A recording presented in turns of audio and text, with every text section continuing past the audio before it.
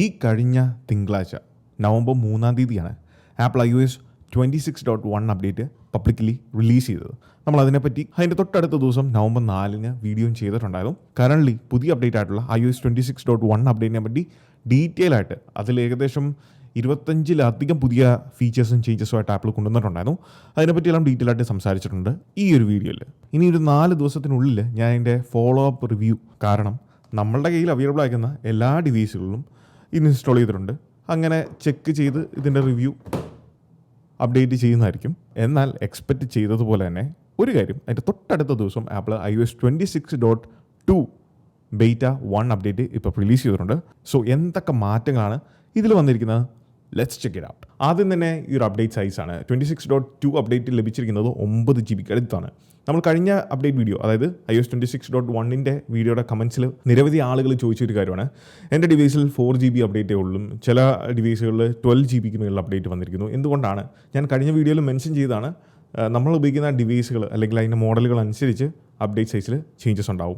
ഒപ്പം നമ്മൾ current ഡിവൈസിൽ use ചെയ്യുന്ന OS ഏതാണ് അതും ബേസ് ചെയ്തും ഈ ഒരു അപ്ഡേറ്റ് സൈസിൽ ഡിഫറൻസ് ഉണ്ടാവും. കാരണം iOS 18 നിന്ന് ഡയറക്റ്റ് iOS 26.1 അപ്ഡേറ്റ് ചെയ്യുന്നവർക്ക് അല്ലെങ്കിൽ പുതിയ അപ്ഡേറ്റ് ചെയ്യുന്നവർക്ക് വലിയ രീതിയിലുള്ള അപ്ഡേറ്റ് വേരിയേഷൻസ് അല്ലെങ്കിൽ സൈസ് വേരിയേഷൻസ് ഉണ്ടാകും. സോ OS ആൻഡ് ഡിവൈസിൻ്റെ മോഡൽ, ഇത് രണ്ടും ഇതിൻ്റെ ഫാക്ടേഴ്സാണ്. ഇതിലെ ആദ്യത്തെ ചേഞ്ചാണ് നിങ്ങൾ എൻ്റെ ലോക്ക് സ്ക്രീനിൽ കാണാൻ സാധിക്കും. എന്താണ് ആ ഡിഫറൻസ് എന്നുള്ളത് സൈഡ് ബൈ സൈഡ് ഞാൻ iOS 26.1 കൂടെ കമ്പാരിസണിൽ വെക്കാം.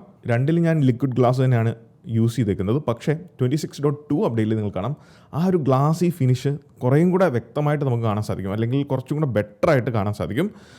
ഞാൻ കളർ വേണമെങ്കിൽ ചേഞ്ച് ചെയ്താലും നിങ്ങൾക്ക് താഴെ ബോട്ടത്തിൽ നിങ്ങൾക്ക് കാണാം ആ ഒരു ലിക്വിഡ് ഗ്ലാസിൻ്റെതായിട്ടുള്ള ആ റിഫ്രാക്ഷൻ നമുക്ക് കൃത്യമായിട്ട് കാണാൻ സാധിക്കുന്നതാണ്. സോ പുതിയ അപ്ഡേറ്റിൽ ലോക്ക് സ്ക്രീനിൽ തന്നെ ആപ്പിൾ ലിക്വിഡ് ഗ്ലാസിൻ്റെ ഇൻറ്റൻസിറ്റി അഡ്ജസ്റ്റ് ചെയ്യാനുള്ള ഒരു പുതിയ സ്ലൈഡർ ഇൻട്രൊഡ്യൂസ് ചെയ്തിട്ടുണ്ട്. അതാണ് ഏറ്റവും താഴെ കാണുന്ന ഈ സ്ലൈഡർ.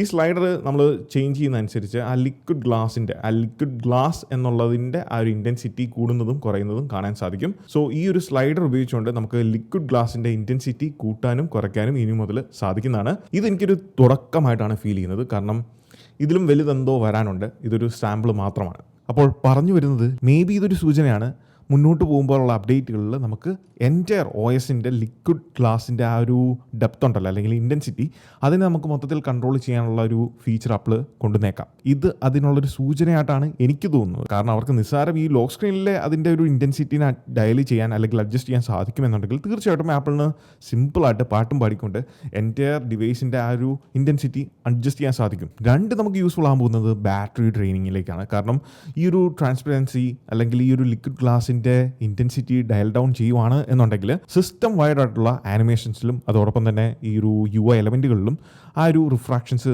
ഡയൽ ഡൗൺ ചെയ്യാം. അതിലൂടെ നമുക്ക് ബെറ്റർ ആയിട്ടുള്ളൊരു ബാറ്ററി ഇംപ്രൂവ്മെൻറ്റ്സ് നമുക്ക് എക്സ്പെക്റ്റ് ചെയ്യാം. 2, സെറ്റിങ്സിൽ ചെറിയൊരു മാറ്റം വാൾപേപ്പർ സെറ്റിങ്സിനകത്ത് ആപ്പിൾ കൊണ്ടുവന്നിട്ടുണ്ട്.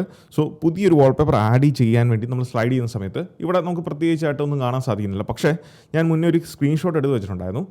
ഈ ഒരു സ്ക്രീൻഷോട്ടിൽ നിങ്ങൾക്ക് ക്ലിയർ ആയിട്ട് കാണാം ഏറ്റവും ടോപ്പിലായിട്ട് നമുക്കൊരു പ്ലസ് ഐക്കൺ കൊടുത്തിരിക്കുന്നത്. ഈ ഒരു സ്ക്രീൻഷോട്ട് ഞാൻ ട്വിറ്ററിൽ ഷെയർ ചെയ്തിട്ടുണ്ടായിരുന്നു. ഇത് ഞാൻ ഇന്ന് തന്നെ എടുത്ത ഫോട്ടോ ആണ്, നിങ്ങൾക്ക് കാണാൻ സാധിക്കും. ഈ ഒരു പ്ലസ് ഐക്കൺ വാനിഷ് ആകുന്നതിന് മുന്നേ, ഇപ്പം സെറ്റിംഗ്സിൽ പോയാൽ നമുക്ക് ആ പ്ലസ് ഐക്കൺ കാണാൻ സാധിക്കുന്നില്ലായിരുന്നു. ഇവിടെ ഉണ്ടായിരുന്ന പ്ലസ് ഐക്കണിൽ ടാപ്പ് ചെയ്യുമ്പോൾ പ്രത്യേകിച്ച് യാതൊന്നും തന്നെ വർക്കാവുന്നില്ലായിരുന്നു, അല്ലെങ്കിൽ ഓപ്പൺ ആയി വരുന്നില്ലായിരുന്നു. ജസ്റ്റ് അതിൽ ടാപ്പ് ചെയ്യാം എന്ന് മാത്രമേ ഉള്ളായിരുന്നു. മേ ബി ആപ്പിൾ പുതുതായിട്ട് എന്തെങ്കിലും വാൾപേപ്പർ കസ്റ്റമൈസേഷൻ ഫീച്ചറോ അല്ലെങ്കിൽ ആപ്പിൾ ഇൻ്റലിജൻസിൻ്റെ ഭാഗമായിട്ട് AI വാൾപേപ്പേഴ്സ് നമുക്ക് ജനറേറ്റ് ചെയ്യാനുള്ള ഓപ്ഷൻസോ അങ്ങനെ എന്തെങ്കിലുമൊക്കെ ആപ്പിൾ കൊണ്ടുവരുന്നുണ്ടായിരിക്കും, അല്ലെങ്കിൽ പ്ലാൻ ചെയ്യുന്നുണ്ടായിരിക്കും. അതിൻ്റെ ഭാഗമായിട്ടാണ് നമുക്കിവിടെ ഒരു പ്ലസ് ഐക്കൺ കാണാൻ സാധിച്ചതെന്നാണ് എൻ്റെ ഒരു വിശ്വാസം. അല്ല എന്നുണ്ടെങ്കിൽ രണ്ടാമത്തെ ഒരു സിനേറിയോ എന്ന് പറയുന്നത് മേ ബി അതൊരു ബഗ് ആയിരിക്കാം, ഒരു ഗ്ലിച്ച് ആയേക്കാം. 3, വർഷങ്ങളായിട്ട് ആഗ്രഹിക്കുന്ന ഒരു കാര്യം ആപ്പിൾ ഫൈനലി റിമൈൻഡേഴ്സ് ആപ്പിൽ കൊണ്ടുവന്നേക്കുവാണ്. റിമൈൻഡേഴ്സ് ആപ്പ് ഇനി മുതൽ നമുക്ക് അലാമായിട്ട് സെറ്റ് ചെയ്യാൻ സാധിക്കും. അതായത് നമുക്ക് റിമൈൻഡേഴ്സിൽ ഒരു പുതിയ റിമൈൻഡർ നമ്മൾ ആഡ് ചെയ്തു. അപ്പോൾ ഞാനിവിടെ റീൽസ് ഷൂട്ട് ചെയ്യാനുള്ളതിൻ്റെ ഒരു ജസ്റ്റ് ഒരു റിമൈൻഡർ ഞാൻ ആഡ് ചെയ്തു.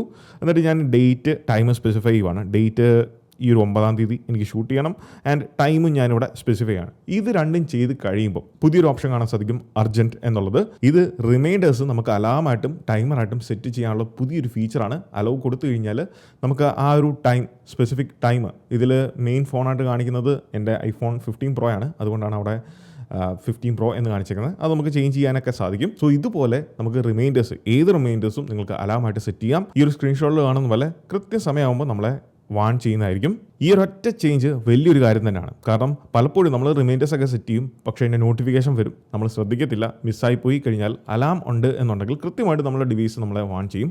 ഇപ്പം നമ്മൾ സെറ്റിംഗ്സ് റിമൈൻഡേഴ്സ് എന്ന് പറഞ്ഞാൽ സെർച്ച് ചെയ്ത് റിമൈൻഡേഴ്സ് ആപ്ലിക്കേഷൻ്റെ സെറ്റിംഗ്സിലേക്ക് പോയി കഴിഞ്ഞാൽ നമുക്ക് ഇതിൻ്റെ കൂടുതൽ കാര്യങ്ങൾ അവിടെ കാണാൻ സാധിക്കും. താഴത്തേക്ക് നിങ്ങൾ പോകുമ്പം അലാം എന്ന് പറയുന്ന പുതിയൊരു ഓപ്ഷൻ സെറ്റിംഗ്സിൽ കാണാം, റിമൈൻഡേഴ്സിൻ്റെ സെറ്റിംഗ്സിൽ കാണാൻ സാധിക്കും. ഇത് ആക്ച്വലി ഒരു കിൽ സ്വിച്ച് ആണ്.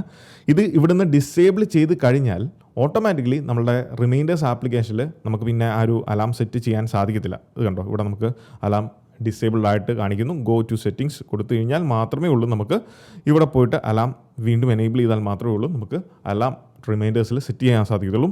പിന്നെ അധികം ആൾക്കാർ വന്നുകൊണ്ടിരിക്കുന്ന ട്രെൻഡാണ് പോഡ്കാസ്റ്റുകൾ. നമ്മൾ വാഹനങ്ങളിൽ യാത്ര ചെയ്യുമ്പം മ്യൂസിക് കേൾക്കുന്നതിന് പകരം നമുക്ക് ഇൻഫോർമേറ്റീവ് ആയിട്ടുള്ള പുതിയ കാര്യങ്ങളെ പറ്റിയൊക്കെ അറിയണം എന്നുണ്ടെങ്കിൽ പോഡ്കാസ്റ്റ് നമുക്ക് കേൾക്കാൻ അല്ലെങ്കിൽ യൂസ് ചെയ്യാൻ സാധിക്കുന്നതാണ്.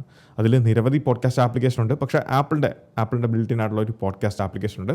ഈ പോഡ്കാസ്റ്റ് ആപ്പിൽ പുതിയ കുറച്ച് മാറ്റങ്ങൾ ആപ്പിൾ കൊണ്ടുവന്നിട്ടുണ്ട്. അതാണ് ഈ 3 changes: chapters, podcast mention and from this episode എന്ന് പറഞ്ഞാൽ 3 ഓപ്ഷൻസ്.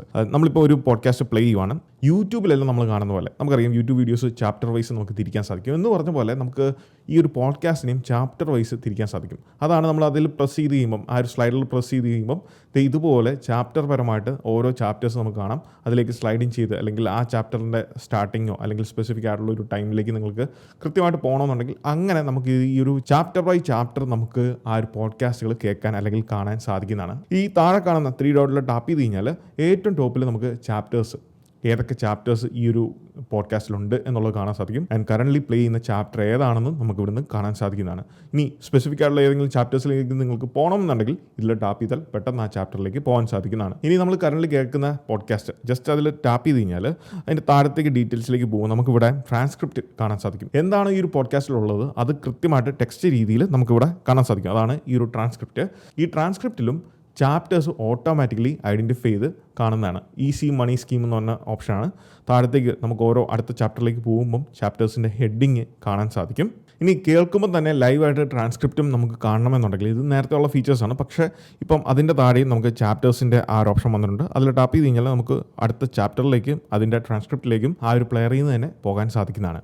പിന്നെ നമ്മൾ മെൻഷൻ ചെയ്തേക്കുന്ന എന്തെങ്കിലും കാര്യങ്ങളൊക്കെ ഉണ്ടെന്നുണ്ടെങ്കിൽ ഇപ്പം MKBHDയുടെ ഈ ഒരു പോഡ്കാസ്റ്റിലേക്ക് പോകുമ്പോൾ നിരവധി ലിങ്കുകൾ നിങ്ങൾക്ക് ഇവിടുന്ന് തന്നെ ആക്സസ് ചെയ്യാൻ സാധിക്കും. പിന്നീട് അപ്ഡേറ്റിൽ കൊണ്ടുവന്ന വലിയൊരു ചേഞ്ച് എന്ന് പറയുന്നത് സ്ലീപ്പ് സ്കോറിലാണ്. അതായത് ആപ്പിൾ വാച്ച് യൂസേഴ്സ് ആണ് നിങ്ങളെങ്കിൽ നമുക്കറിയാം WatchOS 26ൻ്റെ മേജർ ഒരു ഫീച്ചറായിരുന്നു sleep score. So sleep score ഈ ഒരു അപ്ഡേറ്റ് മുതൽ iOS 26.2 അപ്ഡേറ്റ് മുതൽ പുതിയ രീതിയിലാണ് ഇത് മെഷർ ചെയ്യുന്നത്. സ്ലീപ്പ് സ്കോറിൽ വന്നിരിക്കുന്ന പുതിയ മാറ്റങ്ങൾ എന്തൊക്കെയാണെന്നുള്ളത് കൃത്യമായിട്ട് ആപ്പിൾ തന്നെ കൊടുത്തിട്ടുണ്ട്. സോ ഈ ഒരു ഐക്കണിൽ ടാപ്പ് ചെയ്ത് കഴിഞ്ഞാൽ നമുക്ക് ആ ചേഞ്ചസ് എന്താണെന്ന് മനസ്സിലാവും. ആദ്യം തന്നെ നമുക്ക് എക്സലൻറ്റ്, ഹൈയുടെ തൊട്ട് മുകളിലുള്ള എക്സലൻറ്റ് എന്നുള്ള പേരിലായിരുന്നു ഉണ്ടായിരുന്നത്. ഇപ്പോൾ ആപ്പിൾ അത് മാറ്റി വെരി ഹൈ എന്നുള്ള രീതിയിലേക്ക് ആ ഒരു ടെക്സ്റ്റിലേക്ക് മാറ്റിയിട്ടുണ്ട്. കാര്യങ്ങളൊക്കെ ഓൾമോസ്റ്റ് സിമിലറാണ്. 2 സ്കോർ കാൽക്കുലേറ്റ് ചെയ്യുന്ന രീതികളിലും വ്യത്യാസം വന്നിട്ടുണ്ട്. ഇപ്പോൾ ഈ കാണുന്നതാണ് പുതിയ കാൽക്കുലേഷൻ ഓപ്ഷൻസ് അല്ലെങ്കിൽ അതിൻ്റെ മെത്തേഡ് എന്ന് പറയുന്നത്. അതുപോലെ എയർപോർട്സ് ഉപയോഗിച്ച് നമുക്ക് യൂസ് ചെയ്യാൻ പറ്റുന്ന ലൈവ് ട്രാൻസ്ലേഷൻ ഫീച്ചർ ഇപ്പം ആപ്പിൾ യൂറോപ്യൻ യൂണിയനിലും എനേബിൾ ചെയ്തിട്ടുണ്ട്. സോ ഈ വീഡിയോ കാണുന്ന യൂറോപ്പിലുള്ള എൻ്റെ സബ്സ്ക്രൈബേഴ്സിനും ഇനി മുതൽ ലൈവ് ട്രാൻസ്ലേഷൻ എനേബിൾ ചെയ്യാനും അത് യൂസ് ചെയ്യാനും സാധിക്കുന്നതാണ്. സോ iOS 26.2 എന്ന് പറയുന്ന ഈ ഒരു അപ്ഡേറ്റ് ഇപ്പം കറൻ്റ്ലി നമ്മൾ യൂസ് ചെയ്യുന്ന iOS 26.1 എന്ന് പറയുന്നത് മച്ച് സ്റ്റേബിൾ ആയിട്ടുള്ള രീതിയിലാണ് ഈ കഴിഞ്ഞ ഇത്രയും 2-3 ദിവസത്തെ എനിക്ക് യൂസേജിൽ മനസ്സിലാക്കാൻ സാധിച്ചത്. ബാറ്ററി പെർഫോമൻസിൻ്റെ കാര്യങ്ങളൊക്കെ ആ ഒരു ഇൻഡെക്സിങ് ബാക്ക്ഗ്രൗണ്ടിലൊക്കെ നടപ്പുണ്ട്. അതും കൂടെ ക്ലിയർ ആയി കഴിയുമ്പോൾ അതിൻ്റെ ഒരു കൃത്യമായിട്ടുള്ള പിക്ചർ പറയാൻ സാധിക്കത്തുള്ളൂ. സോ അപ്ഡേറ്റ് ചെയ്യേണ്ടവർക്ക് തീർച്ചയായിട്ടും നല്ലൊരു അപ്ഡേറ്റ് തന്നെയാണ് ഇതുവരെയുള്ള എൻ്റെ യൂസേജിൽ എനിക്ക് മനസ്സിലായത് 26.1. പിന്നെ ബാറ്ററി ആൻഡ് പെർഫോമൻസ് അപ്ഡേറ്റ് ചെയ്ത ആ സമയത്ത് ഞാൻ അപ്ഡേറ്റ് ചെയ്തതിന് ശേഷം കുറച്ച് ലാഗുകൾ, പ്രത്യേകിച്ച് ഈ ഒരു സ്ക്രീനൊക്കെ അല്ലെങ്കിൽ ഹോം സ്ക്രീൻ അങ്ങോട്ടും ഇങ്ങോട്ടും സ്വൈപ്പ് ചെയ്യുമ്പോൾ ചെറിയ ലാഗ് പോലെ ഫീൽ ചെയ്തായിരുന്നു. പിന്നെ ചില ആപ്ലിക്കേഷൻസ് ഓപ്പൺ ചെയ്ത് ക്ലോസ് ചെയ്യുന്ന സമയത്ത് ഒരു ലാഗ്, ആനിമേഷൻ ലാഗ് ഫീൽ ചെയ്തിട്ടുണ്ടായിരുന്നു. പക്ഷേ ഞാൻ ഡിവൈസ് റീസ്റ്റാർട്ട് ചെയ്ത് കഴിഞ്ഞപ്പം ആ ലാഗൊക്കെ പോയി. അങ്ങനെ വലിയ പ്രശ്നങ്ങളൊന്നുമില്ല. അതോടൊപ്പം തന്നെ നമ്മുടെ ആപ്പ് ലൈബ്രറി വളരെ സ്മൂത്തായിട്ട് തന്നെ പോകുന്നു. യാതൊരു ഹിക്കപ്പോ കാര്യങ്ങളോ ഒന്നും തന്നെ ഇല്ല. വളരെ സ്മൂത്തായിട്ട് തന്നെ നമുക്കെല്ലാം ഓവറോൾ പെർഫോമൻസ് കുഴപ്പമില്ല. ബാറ്ററിനെ പറ്റി യൂസ് ചെയ്ത് നോക്കിയാൽ മാത്രമേ പറയാൻ സാധിക്കുകയുള്ളൂ. സോ ബാറ്ററി ഇൻഡെക്സിങ്ങിന് ഇനി വിധേയമാകണം. സോ ഇതൊക്കെയാണ് ഇതിൻ്റെ ഫസ്റ്റ് ബീറ്റ 26.2ൻ്റെ ഫസ്റ്റ് ബീറ്റയിൽ വന്നിരിക്കുന്ന മാറ്റങ്ങൾ. തീർച്ചയായിട്ടും മികച്ച കുറേ മാറ്റങ്ങളും പുതിയ ഫീച്ചേഴ്സും നമ്മൾ എക്സ്പെക്ട് ചെയ്യുന്നുണ്ട്. ഇതിനിടയിൽ മിക്കവാറും ആപ്പിൾ ചെറിയൊരു അപ്ഡേറ്റും കൂടെ പുഷ് ചെയ്യാനുള്ള ചാൻസസ് ഉണ്ടാകും. എനിവേ ഇതൊക്കെയാണ് 26.1ൻ്റെ പുതിയ വിശേഷങ്ങൾ. അപ്പോൾ ഈ ഒരു വീഡിയോ നിങ്ങൾക്ക് ഇഷ്ടമായെന്ന് വിചാരിക്കുന്നു. ഈ വീഡിയോ ഇഷ്ടമായാൽ തീർച്ചയായിട്ടും പോയി നമ്മുടെ ലൈക്ക് ബട്ടൺ സ്മാഷ് ചെയ്യുക. So once again this is Milan. Catch you guys next one. Until then, peace.